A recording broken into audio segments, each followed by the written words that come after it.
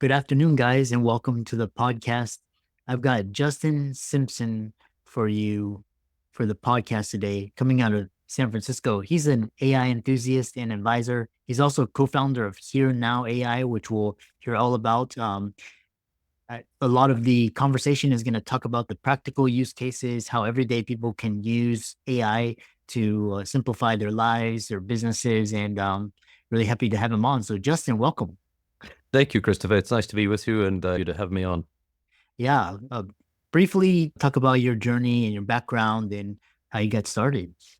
Sure. So I spent a lot of my life in banking and specifically dealing with quantitative finance. And so what we didn't call AI in those days, but machine learning and neural networks and the sort of underpinnings of what is today AI. So when AI exploded onto the scene with the arrival of ChatGPT, I realized that I had spent a lot of my career explaining complex things in ways that were usable to investors or to clients of the firm that I was at. And so it was a natural for me to try and take that role forward in AI because I have this grave concern, particularly sitting here in San Francisco, where the wealth creation out of AI already is tremendous, but it's accruing to a small group of people. And I want to see more people using and benefiting from AI in their daily lives. So I founded Here Now AI, which is a publishing venture. You may be interested to know that in addition to the core newsletter, we're just trialing a Health Now AI, which is the impact of AI in the medical sphere, which is tremendous, and just trying to get people to experiment with it, to think about how they might use it, not be intimidated by it, or not think about it as a techie's problem or something in the future, but something that they can use, and hence the name Here and Now. Yeah. I really like that. And talk about this area and where you see if the average everyday user, how can they start to use this technology to make their lives better, easier? Just a brief overview. Yeah, I think it's a great question, and we break life in the newsletter and the publishing into at work, at home, and at play, because I think those are three great areas where you can really experiment in each of them. And at work, obviously, we all have too many things going on. So if AI is not going to make our life more efficient, help us to drive more business, help us to reduce costs or increase efficiencies in the business, then it's a bit pointless. So very much focused on what's going to help me advance my business goals. And there are a variety of things we can chat about that are in that sphere and extremely helpful today, usable today. And then in the at-home sphere, all of us have calendar scheduling things. All of us have complexities around how we organize our lives. There's some quite fun and useful ways to help use AI, and that's only going to become more and more pronounced as agents come into our lives. And you can actually tell an agent, please go and find the cheapest flight for me to get to Hong Kong and book it for me, and here's my credit card details. That's not here yet, but it's coming soon. But there are other things that you can do. And then at play, we all have creative sides. I don't know about you. You're probably a very creative guy. I am creatively challenged. I struggle with a stick figure. And yet I can go into an AI image creation system and I can describe whatever is in my head that I could never hope to put down by my own creative talents on paper. But I can get a very credible picture or even a short movie out of AI and then really explore a fun sort of side of using this technology for enrichment rather than for direct profit, let's say, like in the business side. Yeah, because the word I had most recently, a lot of the guests, AI has become a significant part of the conversation, which shows to you how ubiquitous it's starting to be so pervasive in our everyday lives. And one of the one of the concerns about AI was that it's going to create more inequality, and basically the wealthy or the people with access to resources are going to be able to use AI to create more wealth for themselves. And but you're want to bridge the AI divide for non-technical users. How are you plan to accomplish this? Just it's basically it sounds like AI literacy or tech literacy is if you don't know how to use like a smartphone or social media, you're at a disadvantage, or if you don't have an internet connection. So how do you do? What is here now AI? How does that do? You phrased the problem exactly correctly, Christopher, which is this AI divide, the wealth creation that I see day to day. And I go down to these events where I can meet people that are building multi-$100 million companies right now. And the technology is available to or is used by a tiny little sliver of people. When I talk, I advise, in addition to the publishing, I advise small and medium-sized businesses on how should I think about AI, what should I do with AI and whatnot. And the way I describe it to them is if you're running a small business or you're a solopreneur, or a small practice, AI is the most democratizing force, the most powerful force that's been put in the hands of small business since small business came around, which was thousands of years ago. Because all of a sudden, if you're a 1 or 2 or 3 man shop, you have a publicity department, a marketing department, a customer service department. You can communicate with your audience in ways that you could never do without the power or the leverage of some of these tools. You can create efficiencies that you could never do. You can stop doing that same stuff that drives you nuts as a small business owner that I know can drive you nuts by using tools that make the stuff more efficient. And that's available right now. I advise a client who runs a security firm here in San Francisco, and it's effectively a 2 man show. He runs the security guards and places them at the different locations where they're required. And his wife runs the business and the book, so not atypical of a small business. He now puts out the most professional newsletter on issues in security Hmm. that makes him look like he is a multi-million-dollar big professional firm that's helping him gain clients, and all done with relatively little effort because of the power of AI. And that's multiple. We're here in San Francisco, about, roughly speaking, a third speak English as a first language, a third speak Spanish as a third language, first language, and a third speak one of the major Asian languages. Third, you can Mhm. market to each of those customers in their own language. That's Mhm. no longer an obstacle. And why wouldn't you want to? If you're running a small business and you want to reach out beyond your narrow community, why wouldn't you want to reach out to people in their own language? And again, the difficulty of doing this, very low. The barrier to entry, virtually not there. And yet still we find businesses are intimidated, or these entrepreneurs are intimidated, because it feels like a big and complicated thing. And so my mission is to try and say it's not actually that big and that complicated. Be very big and complicated if you were the guy who had to introduce AI to IBM. I wouldn't want that job. But talking about small and medium-sized businesses, it's very doable. Yeah, it's interesting because you said it so perfectly. Because it's like people are using AI to generate wealth, and you're talking about these really valuable companies being generated just overnight, just with the AI coding. And what was so fascinating was there was this interview with Mark Andreessen and with Tom Bilyeu, and he was talking about. He was basically saying he's AI is not going to widen the gap. It's because it's one of the most like democratizing forces. It's like you have basically the power of 10,000 people in a smartphone. It's just like you just have to pick it up and learn how to use it. With that being said, what are some tools that everybody every day, somebody listening to this podcast, they can go right now, go pick up and use in their everyday life? So the first one is ChatGPT. It was there first. It's been improved a number of times. You and I could get into a sort of struggle about, at the moment, is Claude from Anthropic slightly better than Gemini from Google, etc. But that doesn't really matter. Just use ChatGPT as an example. It's there, and you can get the latest and fastest models for nothing. So you really should have that on your computer or on your phone. The second part, though, is how you use it. And this is where a lot of people go wrong, because they ask it a question, the same question that they'd ask of Google search, and it gives a very poor answer, because that's not what it's designed to do, right? It's not a search engine for the internet, although it can search the internet and find now the latest in the last few days. It can go and find stuff for you, but that's not really why you should be using it. You should be saying, help me write a high school essay about the history of Japanese immigration to San Francisco, or help me write a blog piece for my internet that strikes the tone of a positive and enthusiastic person living in San Francisco, looking forward to the next few years of AI and what it's going to mean, etc. Not that you're giving it all of the work to do, because I think one of the things that we see on the internet is more and more stuff that's written by AI sounds a bit like it's written by AI, but it can certainly help you get started down your creative process or make it more efficient. And if you're advertising, if you're like me, as I say, not very creative, what should I put on Instagram or on LinkedIn to sound credible in a space? It's a great way to start. But again, you have to ask it intelligently, not just write me a LinkedIn post on X. Here's a subject. I want you to act as a subject matter expert on such and such. I want you to write a 200-word piece. I want it to be confident and businesslike and professional in its tone. And then it comes out and you say, that's not good enough. Try again and be more, introduce some humor or whatever it is that you want.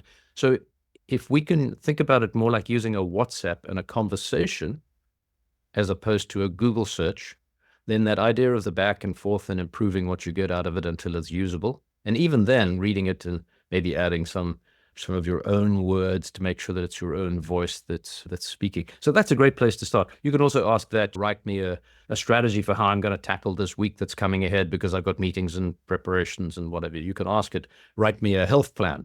I'm trying to lose 5 pounds or 10 pounds, and I'd like to your suggestions as to how I go about it. There's many different things that it can do in addition to just that outsourcing your marketing material. But playing with it is the most important thing. Yeah, it's quite because ChatGPT now they have they can you can actually search, you can actually put in prompt and it'll search the web. It's not very good. I've played around with it, but like I said, it's like different use cases. Like you go to Google search and it just like spits out a bunch of websites. But now with Gemini, try to integrate. In the early days, it was like ChatGPT, you could put it in and it would just like integrate and just give you a more cohesive answer. So everything is evolving. And I think if I could interrupt just to say, but I think that's so important that if you have a bad experience, there's only two reasons. The one is that you didn't ask it the questions that were going to get the best answer out of it. So think about, should I have asked it differently? Could I ask better?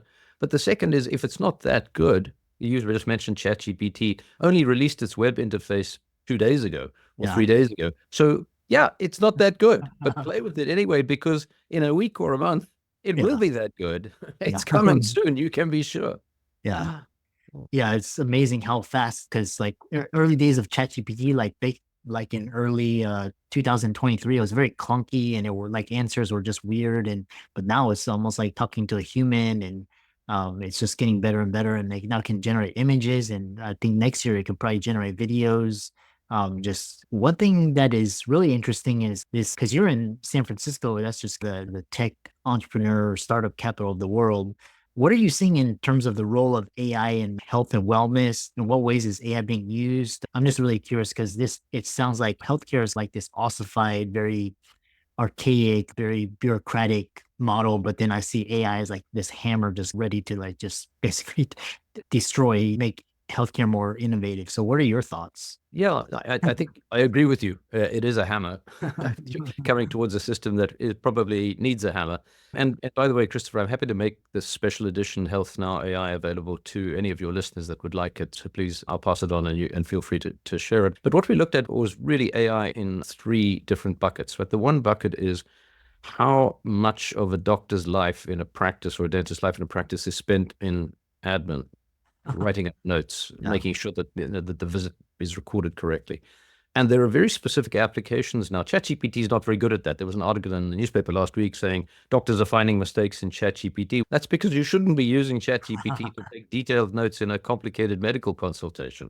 Yeah. But there are specialist versions, if you like, or large language models that are trained on medical language, that are expecting you to use medical technology, that are expecting you to and know what, roughly speaking, the structure of notes should be. You describe the patient, you describe the patient's malady, you describe your thoughts about it, you give a firm conclusion, you talk about treatment options, etc. And so as you have this natural conversation with your patient, the AI is listening and transcribing it and identifying things that it either didn't understand or wants you to look at in more detail. So thinking about one of the main reasons that doctors are leaving the medical profession is because of burnout from this bureaucracy.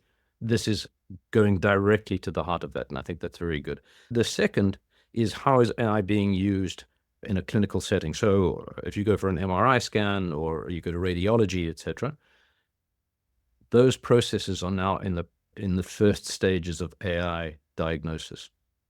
And Wow. now you're taking a radiologist or the doctor who's interpreting an MRI scan, and you're giving a high probability, not certainty because it's a machine, but it's a high probability diagnosis of looking at these different things that should be focused on and helping make that opinion, hopefully with a higher degree of certainty and certainly quicker, more efficient. Yeah. And then the third, obviously, is in the field of research. And there's just a transformation in the speed with which you can bring drugs to market, because you can do so much of the modeling before you get to the human test stage and speed up that whole discovery process. In the field that's sort of allied to healthcare, there's another sort of side fields which we mentioned in the newsletter, which I think is fascinating. There are now apps which you can use by taking a selfie on your phone, it can assess all sorts of conditions of our temperature and blood pressure and what have you with a high degree of accuracy. So not for specific and highly detailed cases, but for your general health assessment, this app will tell you, oh, you look great, everything's good, or wow, I'm seeing a little bit of a spike in this from last week. You should perhaps talk to your doctor about something. So giving people the power, democratizing some of that healthcare decision making into their own hands, where they can keep an eye on themselves in a way that they can't keep going back and back to the GP to get the bloods taken or blood pressure tested, etc. Interesting.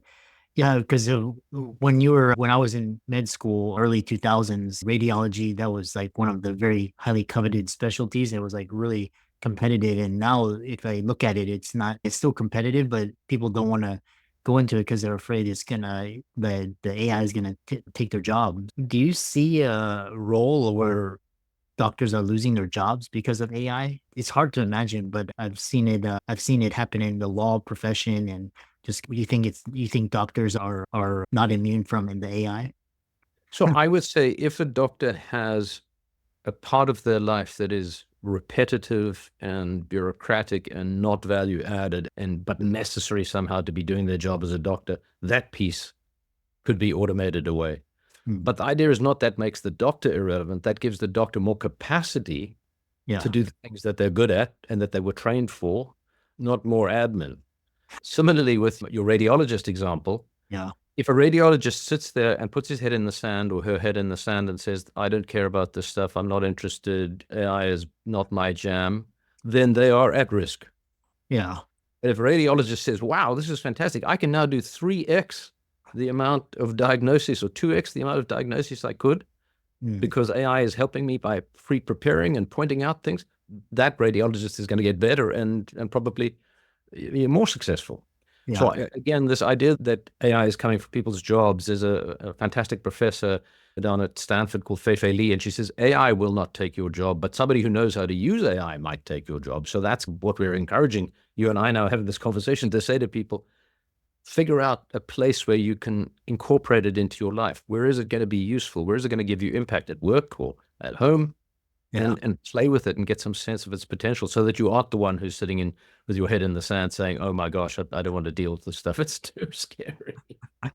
Yeah, it's very interesting because I know we're far. Where I think in my lifetime, I don't think I'm gonna see AI robots performing like heart surgery or like joint replacements. I think if you're doing like a technical that requires human judgment, and that's okay for now, at least in my lifetime.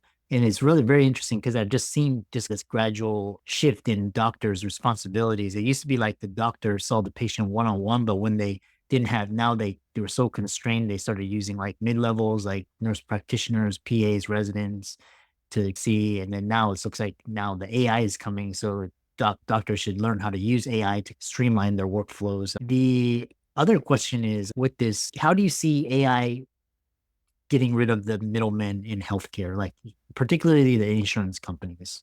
That's the